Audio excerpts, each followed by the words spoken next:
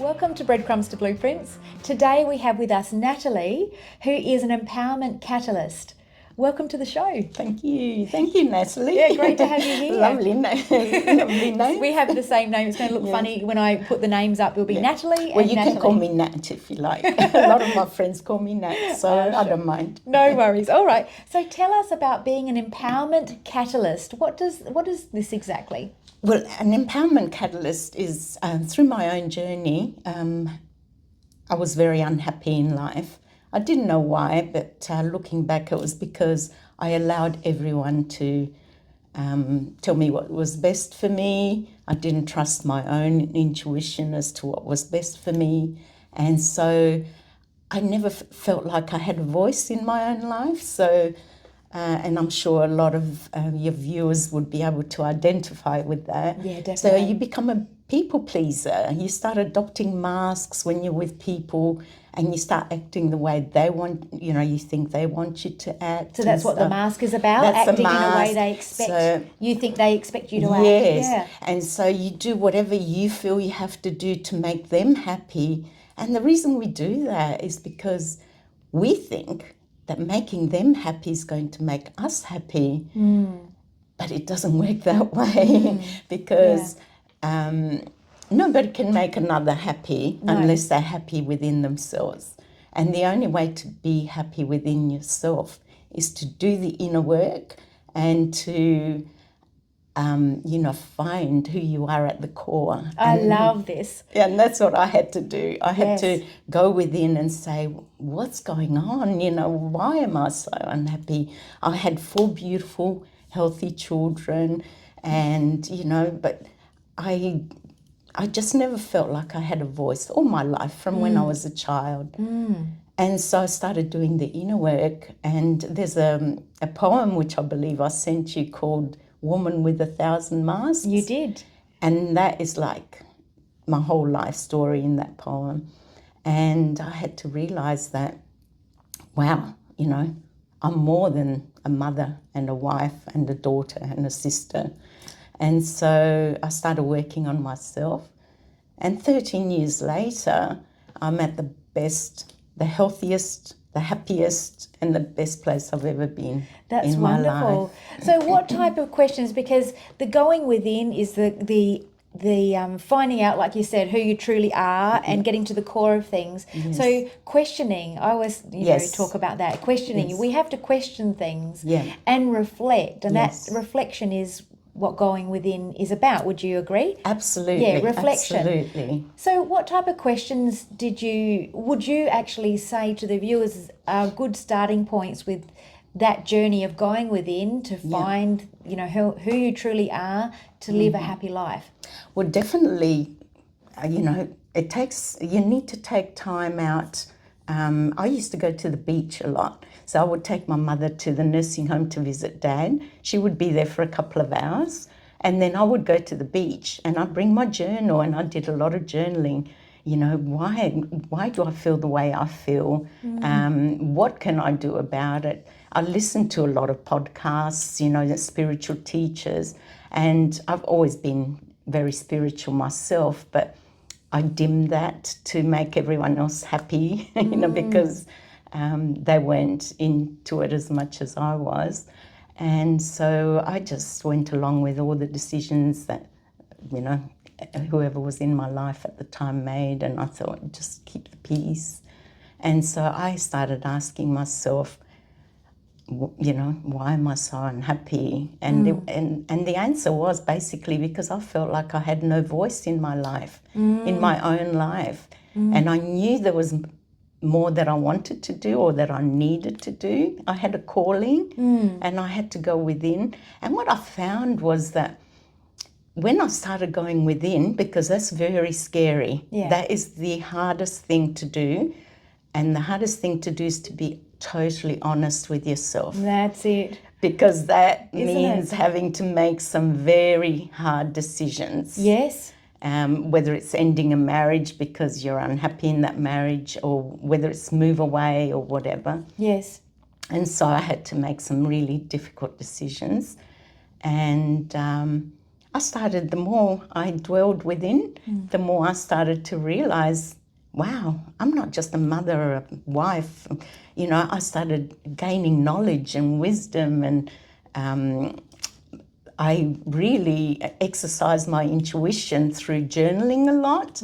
So I would journal messages that came to me, and then I would go more in depth to discover what spirit was trying to tell me, what God, I call it, the universe or whatever, was trying to tell me. And as I progressed, I really came to the realization that we're infinite beings with infinite potential. Yes. But we've been, pushed down. Like, who are you? You've got no degree. Almost like, conditioned, would you say? Totally conditioned to not know our true magnificence. Yes, really. Absolutely. Yeah. And everyone has a core gift. And that core gift, I believe, is meant to be put out there for the greater good. We all serve each other with our core gifts. Yes. And that's why when, people say, do what you love, and you never work a day in your life, because what you love is an indication of what your core gifts are. Exactly. And my core gifts was always to help people in any way that I could. Yes. And, so I, looking back, I always lived my purpose, even through hairdressing, because you enjoyed it. I loved it. I loved the creativity side. Yes. And I loved helping people, which is what my core gift is about. Yes. So, I was in my 20s, and married women would come to me and ask for advice on their relationships, and I never thought anything of it. And then when I look back, I thought, wow, there was those breadcrumbs you talk about, but in a different way. These breadcrumbs were like, that showed me you did it there as a mother, you did it there as a hairstylist, you did it, and you just... led you to discovering yourself. Exactly. They led you home. Yes, I love that. I love that. Yes, I totally love that. Yes. And listening to you, it sounds too like, even though you were a people pleaser, and giving so much of yourself, you were still on the right path, because your gift is to give. Yes. But I guess it was out of balance. Beautifully said. Because what happens is, when we give, and this is the truth of the matter, is that when I was giving, I was giving with the hope that I would receive.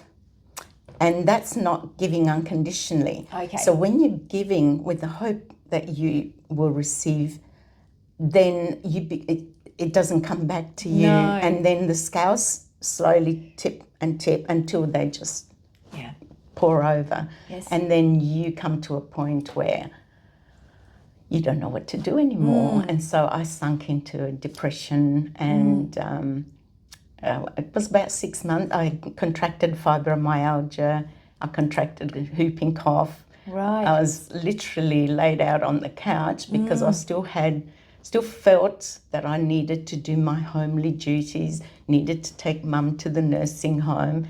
And because I was contagious, I would make sure that I didn't breathe her way, and I would just pick her up, drop her off. So it was a really hard time. Yeah, it was a really hard time. And then one day I had an awakening, what they call an awakening. Yeah. And I just went, I can't change anyone around me, the way they treat me or whatever. Yeah. And I said, the only person I can change is me. So I started working on myself. Right. And I've never looked back.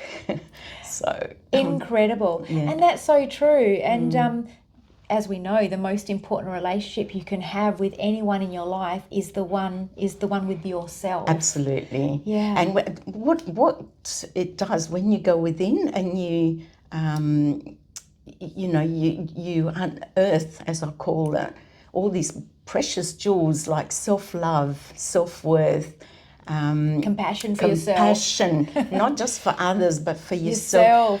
And I think that being a people pleaser, this is where we go wrong, because we have a lot of love for others, a lot of compassion for others, And I've always been one to see beyond people's pains. So I would always make excuses for why they acted the way they did. Yep. And so, but one thing I never did was have that same love for myself. So in giving it to others, I expected them to give it back. Yes. So that I make you feel good. You make me feel good. Yes. And that's a codependency relationship. Yes, it is. And that will never make you happy long term. No, so you have to give without any intention of receiving. Yeah. Just give it out, and however the chips fall, that's how they fall. You're happy with it because it came from the right place within you. Absolutely. You know, other people, and you probably may agree, that they provide a mirror to us to actually get to know ourselves. Absolutely. I totally agree. Yeah. And in fact, I always say to people when they say, oh, you know, this person hurt me. And when someone hurts me, I never say, why did they hurt me? I treat them really nice and that's how they treat me back. No, I go away, I take some me time and say, why did that trigger me? That's the question. Why did it trigger me? Yes. And then I look deeper, and it always means that there are unhealed hurts from the past. Exactly. Whether it's from childhood, whether it's from a failed marriage, whatever it is, it's all these hurts that we haven't healed. And that is so important. This deserves a repetition. We need a repeat. Yes, absolutely. Because, okay, so when something upsets us, yes, okay, we need to not put the blame on them as to why they upset us. Absolutely. We need to go away and go, well, why have I been triggered and felt that feeling or responded to that in this way? Absolutely. And exactly very, what you said, it yes. traces back to things in the past, Yes. even in childhood, that have set up a program for us or a belief that we need to perhaps re-narrate or renegotiate or let go of. Yes.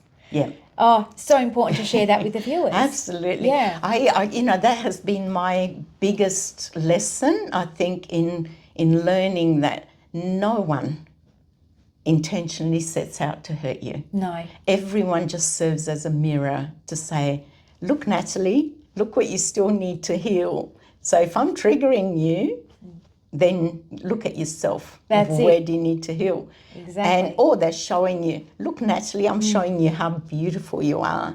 So they can And that show. too, it can be not only negative but positive too. Yes. So I have a saying, a mirror shows you your beauty and your flaws. And whichever you see is based on what you're feeling within. Mm-hmm. And I love this. Yeah, and so that's my motto. And that's why when someone triggers me, I don't see it as their issue. I see it as my issue because they're showing me that there's something still needs to be healed. And it could be just fragments of, you know, past pain that we've already healed, but there may be fragments of it that still need to be healed. Because I thought I had healed all the past. And last year I got triggered by a few people and I went, hang on, what's going on here? You know, I've done all this work, 13 years of daily work, and I still work on myself daily. Yes, and it's always a lesson right to the end. The other thing with triggers is that we're always going to be triggered. Yes. Because we are a human being having an experience where we do have encompass all the emotions and feelings. Yes. So I think it's important to share with the viewers that we still will have our triggers. Yes. It's just that when we're triggered, we don't sit in it for that long. We step out of it quicker, and it doesn't ruffle our feathers. And that's where you know, looking at yourself and saying, okay, they triggered me. So what is this trying to tell me? I really believe that everything has a message in it. And I see messages in nature, in you know, in people, something someone says, or everywhere I see messages in everything, and the triggers is just another messenger. A trigger is a messenger to make you aware of something that, you know, like I said, that hasn't been healed. Yes. And because you've written a book too, which you took all the photographs in the book. Yes. So we must share too that Natalie is an author of many books. Two. Okay. At this stage. 2 books. Okay, I thought it was more than that. One is The Pearls of Wisdom from the Oyster Called Life. Yes. And that one is a book. My spiritual journey started with macro photography. Yeah. And I just fell in love with macro photography, and I bought a beautiful big camera, and I would go to the botanical gardens, to the beach, and just take macro shots of flowers, rust, all these beautiful things that our eyes miss. And so everyone would say, what a shame nobody gets to see these beautiful photos. So one day I decided to combine my photos, my macros, with my pearls of wisdom that I used to receive from God, and I've got the beautiful book, Pearls of Wisdom from the Oyster Called Life. Yes. And then last year, I came to the realization that one of the biggest issues in people not being able to change their lives when they are unhappy is fear. So fear is, I received a message which said, where fear abides, faith cannot dwell, and where faith abides, fear cannot dwell. So you can only live in one or the other. Right. And I chose to live in faith. I wanted nothing to do with fear. Yes. So I've worked on a lot of fears in my life. And fear, so I wrote this book, and it's called How to Break the Chains of Fear. Because a lot of our fears, as you said prior, are conditioned fears. So our parents sometimes, they will say, don't climb that tree, you could fall, you could break a leg. And so fear of you could break a leg gets instilled into you, and so on. I was blessed. I had parents that would let me climb trees, and they never said, don't climb the tree, or you could break a leg or whatever. So I did have great parents in that way, but they put other fears into you, and teachers and anyone else that loves you. They do it out of love. That's it, yes. But not realizing that these fears will carry on to your adulthood. Absolutely. And they grow and they grow and they grow along the way. It's like those tumbleweeds. They get reinforced too with other experiences. Exactly. And then witnessing other people's experiences. Yes, exactly. Yeah. And so I like the tumbleweeds. Yeah. You know how they say that. I like that. Yeah. And so I decided to write this short, it's only a little e-book. And I do plan to expand it, turn it into a book eventually. And it's called How to Break the Chains of Fear, Understanding Where Fear Stems From, and How to Eradicate It. Okay. Of course, you can never eradicate fear from your life, but what I mean by eradicate it is that once you understand fear, and fear can be your best friend if you use it the right way. But once you understand fear, then you're able to, as soon as it pops up, you're able to say, yeah, I know what you're trying to say, but we're not going there because I know where you want to lead me. Okay. And would you be able to give an example of that for the viewers? Or? Yeah. Okay. So, let's see. I had a really big decision to make regarding my marriage a few years ago. And my fear was, because I'd always been in my comfort zone. So my fear was to get out of this comfort zone, and it was petrifying. It was really petrifying to me, because I had never done anything on my own. I had never been anywhere on my own, and I'd always basically been told what was best for me. And and the first thing I did was take a trip outside of Australia on my own. Oh, wow. That's brave. Yes. And I went to a country I hadn't even heard of to volunteer in Cambodia. And that was so fear-based. And my doctor said, you should have immunization, because if you go there, you could catch this, you could catch that, and you could die, and, all this fear. So the first 2 days I was there, I was basically living in fear, and hold your bag because they will snatch it, and then on the third day I really wanted Greek salad that was on the menu. Yes. And I thought, oh no, the doctor said don't have anything that's not cooked, and this was all going in my mind. Yeah. And I just, I looked at the salad and I said, I closed my eyes, I said a little prayer, and I said, dear God, I'm going to order the salad and I'm going to trust that you're looking after me. And I ordered the salad. Yes. And the first time in 3 days that I didn't feel sick after I ate because it was so refreshing.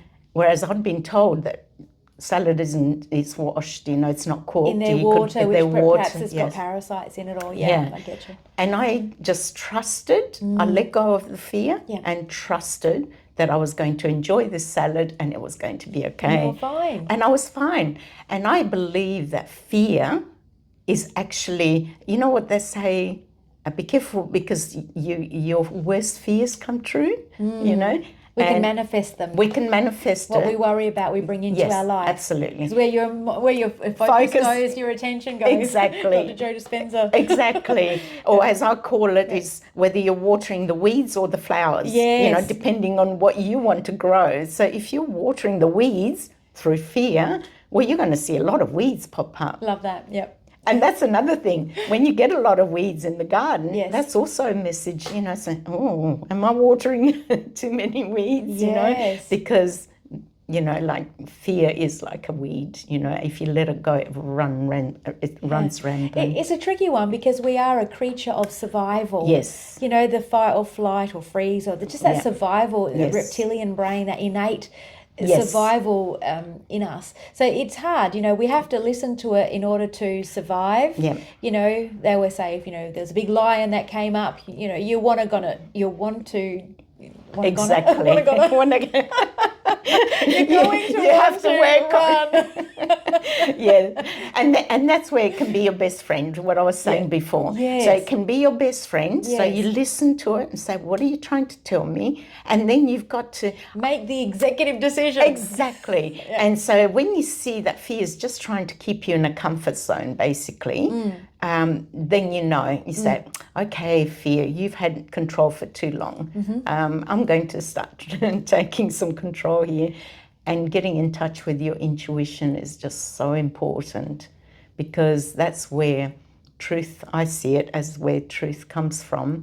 And so that's your soul speaking. It's like if you're not happy and, or if you're in pain because you're eating the wrong foods or whatever, and you get this knock, pain.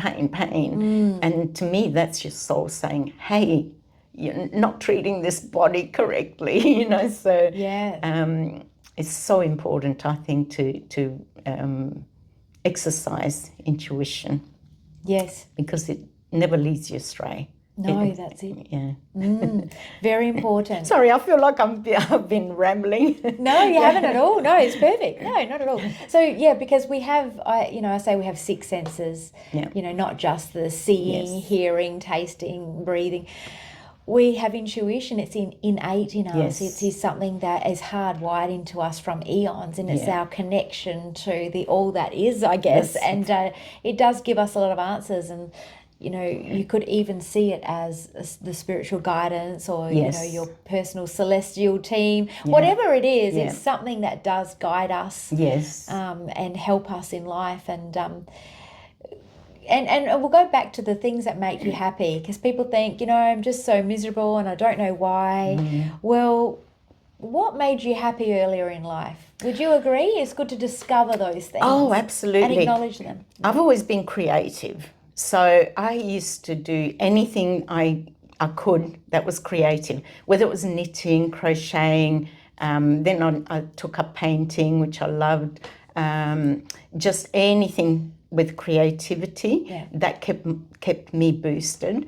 The macro photography, when I took that up, well, that was like seeing another world because we don't stop and smell the roses, let alone notice all those beautiful details at the core of the rose. And through, I don't know if you look through my book. And, yes, I have. Yeah, and you see all those core details that you just don't see with the eye. And you think, there's got to be something greater than just these mere mortals, you know. Yes, that's it. And it really draws you closer to your source, I call it, divine source, I call it, which is like, if you imagine you've got this spring of water, that's always your source. And so as, you know, say a puddle of water detaches from that spring, Yes. and it's over there somewhere, and it's not getting any of that running water, then that puddle becomes stagnant and diseased. Yes. And that's where disease and stagnation and unhappiness and depression, I feel, comes from. This is my opinion. I like your analogy. I'm not trying to tell everyone that. So this is how I came to see it. Yes. And so when we are in constant, communion with that spring, that spring runs through us, and it clears and clarifies, or if that's the right word, the stagnation, the blocks, the energy that, and I really believe that being on the move all the time is very important. Yes. Knowing when to rest is very important, but sitting around watching TV all day, that does nothing for your growth, and it does nothing for your body. No. And so it's really important to be that stream. Yeah, and it's and the word I'm thinking that just keeps beaming into my head right now is response ability. Yes. So it's your ability to respond to that stream, that listening to it and then responding, and that it is your right. And it is your responsibility, actually. And that means you're taking ownership of your life and empowering yourself. Absolutely. To live your best life and to do perhaps what your purpose is. And that's exactly what empowerment is about. Yeah. And that's exactly what I do. I help people to work on their self-empowerment. I don't empower them. No. I just give them the tools to guide them to where they need to find their self-empowerment, which can only be found through doing the inner work, working on themselves, and taking accountability, accountability for their own lives. Yes. Stopping the victimization story, which we all fall into. I did. Yes. My story for 6 months was, why can't they see the way they treat me? And I try to be so good to them, and they don't, reciprocate. It's awareness. It's awareness that we're not all the same, and everyone's on their own journey of exploration and so we're all on different levels. And it's not a hierarchical thing. It's definitely not an egotistical thing. But it is just understanding that we are all on a different journey, and to have so much compassion for other people if they aren't understanding. And it doesn't mean, because I've had people in my life that don't get me, and that's fine. Because although it would be nice on my would-be list, it would be nice it would if be we lovely. were all kumbaya. But unfortunately, different people are on different consciousness. On different consciousness. So then we have to acknowledge that they're on a different level of consciousness, to just wish them love and compassion, and I'm not putting myself on a higher ranking, but in that situation, it doesn't mean that you have to be the martyr for those people either, or be the doormat, or take their stuff just because you're in a situation like marriage, just say for instance, because you're in that situation that you have to take it. No, you don't. You can make a choice I choose to love and respect and acknowledge myself, and by that I choose to set healthy boundaries for yourself. And it's a bit like access denied. I'm quite happy to all be Say good. Hi, how are you? No hard feelings. Hard feelings. You're on your own journey of expansion of consciousness. But so am I. And I have to honour that too. And if it doesn't make me feel good, and it brings me down, or as if I allow it to bring me down, because I understand it, it's all good now. But the thing is, I can make a choice too as to what energy or people I want to be surrounded by. And how you react to their action. Every action has a reaction. So we have the choice as to how we react to someone's action. And going right back to the beginning of your story, I was considering the divorce, and I had to make some really tough questions when you look within, because it's scary. That's what you said. I totally get that, because it continues to happen throughout our whole lives, where we have to make these hard decisions. Absolutely. Because even from my own personal journey, those decisions still happen for me now. And then I have to go, okay, well, this is really important to me, and consider the ramifications of that decision, and go, well, I still go with what I still have to honor myself. And so if those people fall away, this doesn't happen, what can I do? That's right. There's nothing you can do. There comes a time where we have to let the cards fall.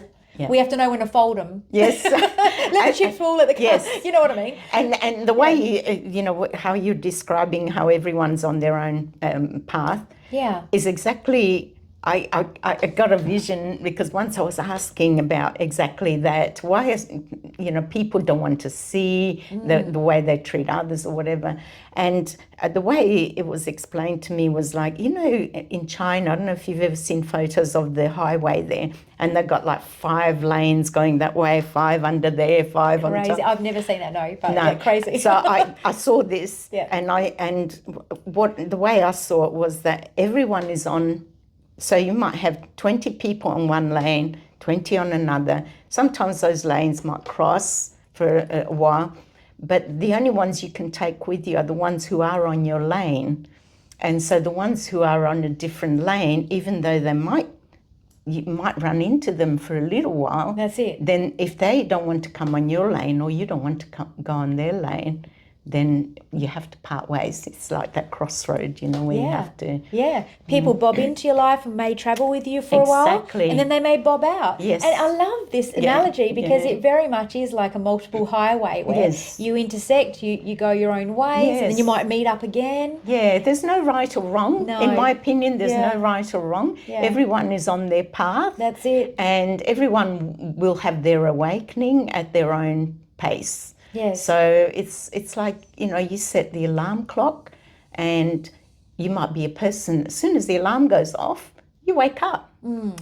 I might be a person that the alarm goes off and I'll press the snooze button for 10 minutes. And then press the snooze button again.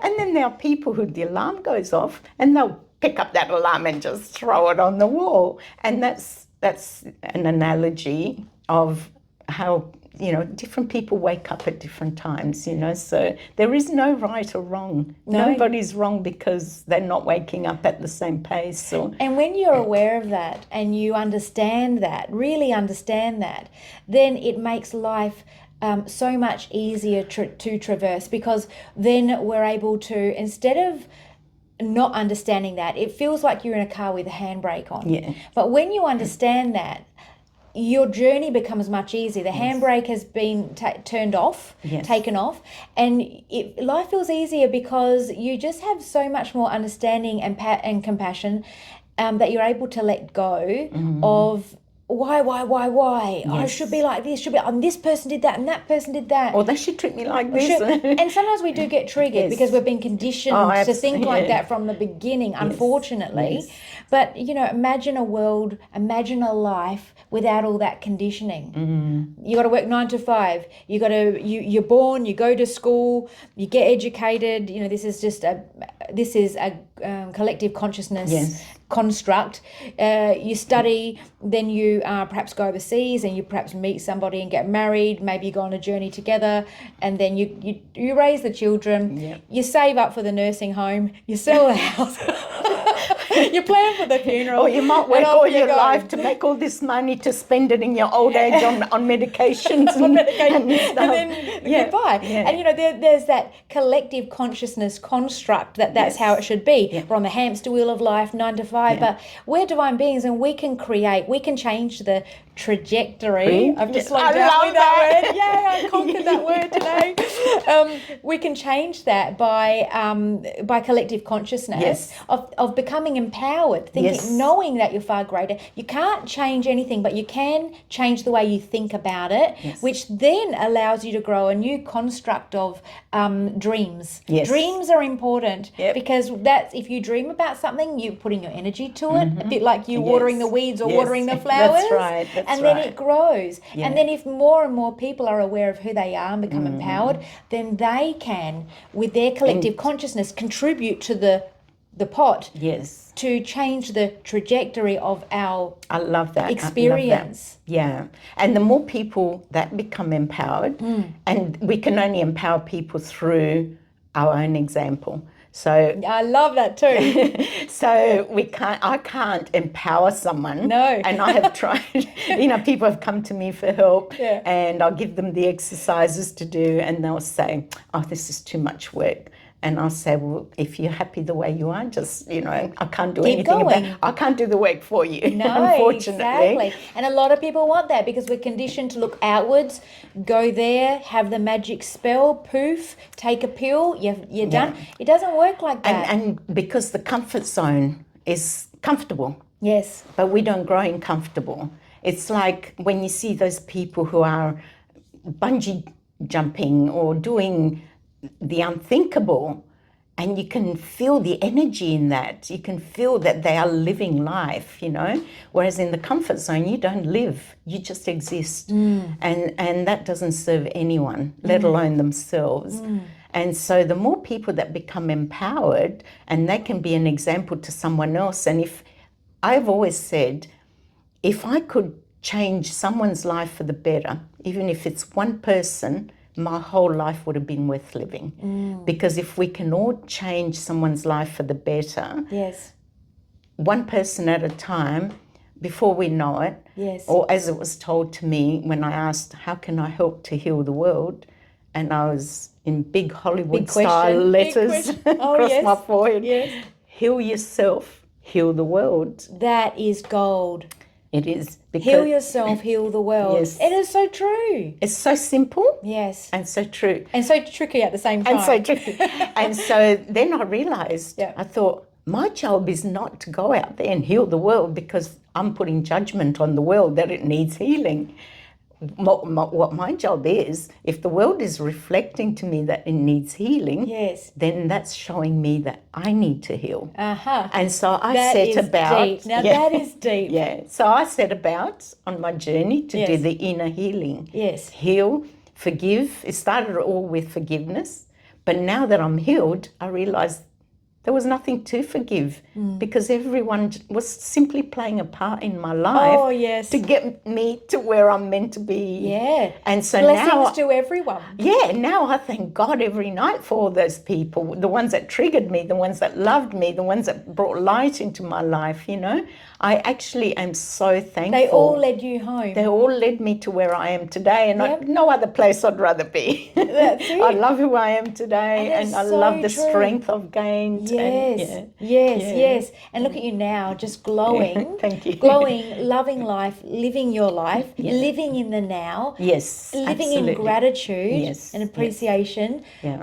And helping others and feeling like you're fulfilled because Yes. you're living your purpose Absolutely. in a balanced way. And that's what we were created to do, because we all have these unique gifts. So you and I may have the same gift, but we have unique ways of putting expressing, that's the word I was looking for, of expressing these gifts. So everyone's expression is so important for the greater good. Yes. And if we can get everyone to express their authenticity, Yes. their authentic gifts, wow, what a world we would live in. Yes, and to be brave to do it. But we've been taught you have to fit in this box. Yes. And children today are refusing to fit in that box. Isn't that good? And I love the children today. Yes. Yes, they're a bit rebellious and, whatever.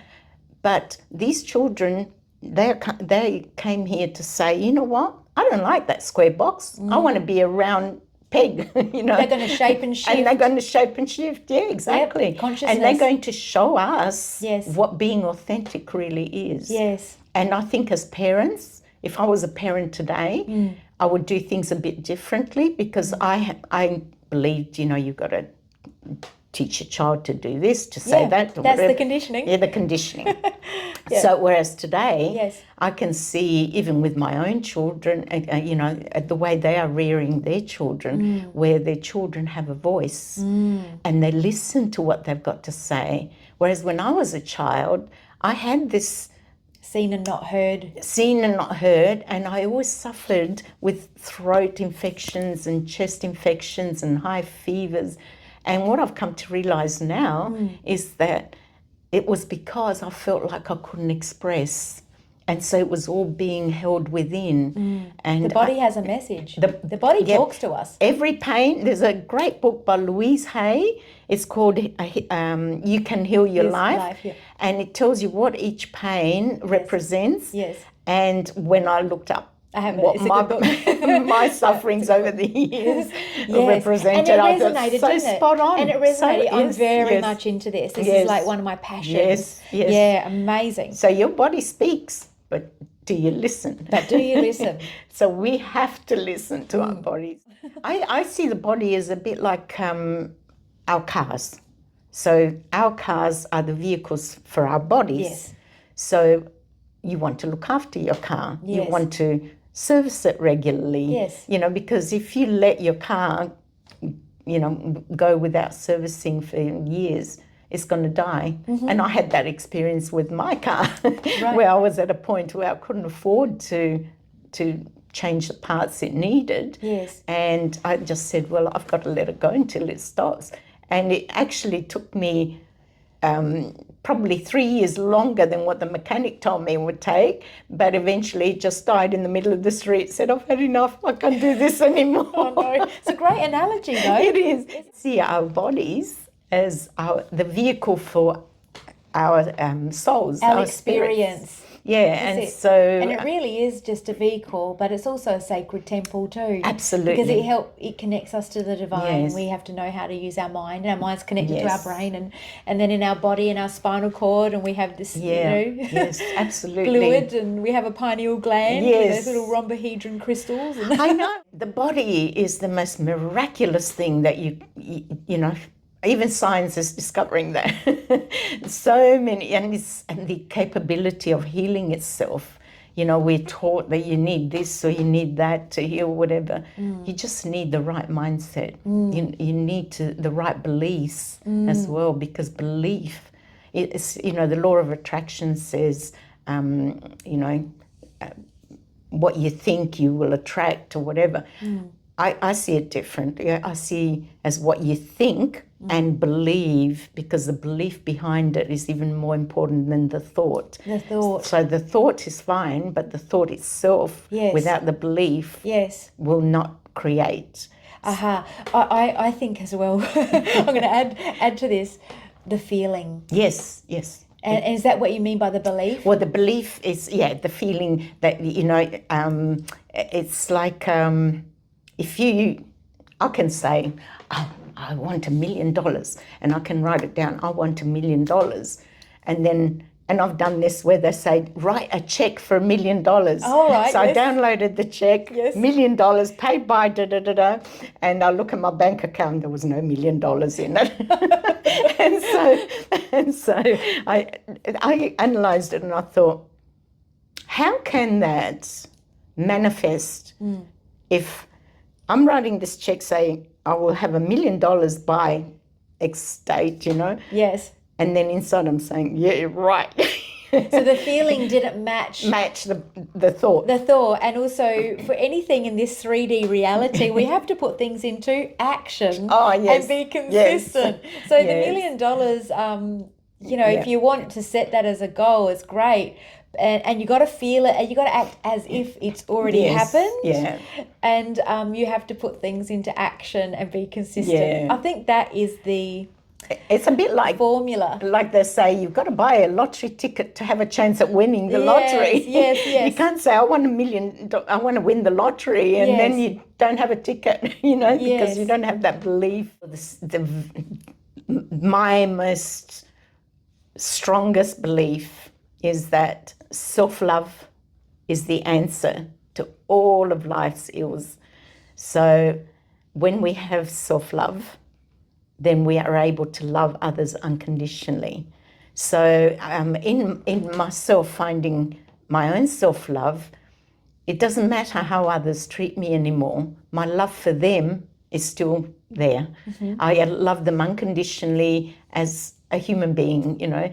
And what happens is through having your own self-love, you don't need others to validate you anymore, because you know who you are. So if they don't validate you, they don't acknowledge you, you think, okay, that's their issue. It doesn't matter. Yes, it's exactly. not my issue because Yes. I know who I am, Yes. and I'm okay. I'm Yes. okay with me. Yes. And so you release judgments, you release expectations of people to treat you a certain way. Yes. And you release the need to be validated. Yes. And that is freedom. That is freedom. That is freedom. So that's, for me, that's the basis to everything. If people go within and work on finding their self-love, that is the most precious jewel that they can find. And in turn, through self-love, they come to see their self-worth. They come to see that they are worthy of the best. They're not, they don't have to put up with ill treatment or bullying or whatever. And I would love to teach that to all the teenagers out there who, go through bullying and who, have no self-love and stuff, and say, do you know how beautiful you are? I wish you could see what I can see in you, So, Well, thank you so much for your time today. It's been being a on pleasure. the show. It's been what a a wonderful way pleasure. to end the show today. Thank with that. you. Yeah, beautiful. Thank you. So thank you again. Thank you, Natalie. Yes, It's been an absolute pleasure. my pleasure. So, and thank you, everyone. Yeah, thank you for watching another episode. And I'll put Natalie's details in the description box below, as well as her 2 books that she has authored. The one with the Pearls of Wisdom with all of her beautiful photographs. And what's the name of the other one? How to Break the Chains of Fear, which is on Amazon as an ebook. Oh, excellent. And it's got exercises in there, how to face your fears, how to release them, and all that. So okay, well, definitely I'll put that in the description box. Thanks again. Thank you, and we'll see everyone. you next time. Thank you, Natalie. Thank you, everyone. I hope that something I said may have helped someone out there. Absolutely. I'm sure of that. Thank you. Thank Okay. you. Thank you. If you have enjoyed my show, please remember to like and subscribe to the channel. If you would like to be my next guest on the show, my details are in the description box below.